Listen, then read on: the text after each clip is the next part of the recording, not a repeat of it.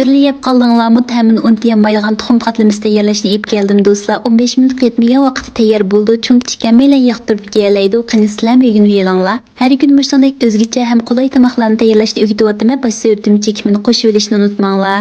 Aldi bilan ketarlik materiallardan jo'say bilan qizil lazni mushunday ushoq to'g'rab olamiz. Buning ustiga 3 tal tuxum chaqqandan keyin azroqdan tuz bilan qarmish sepib cho'k bilan aralashtiramiz. Mushunday bir qor aralashtirib olgandan keyin tegish qazimizni esib azroq may purkagandan keyin qizitib mashina qo'yamiz. Tüven o'tda taxminan 3-4 minut turg'izib astini bir qor turaqlashtirib olgandan keyin ustiga bir parcha gumlaraning qarbog'day turimini yapamiz. Arqadan ustini mushunday besib bir qor chaplashtirib olgandan keyin avaylab o'raymiz.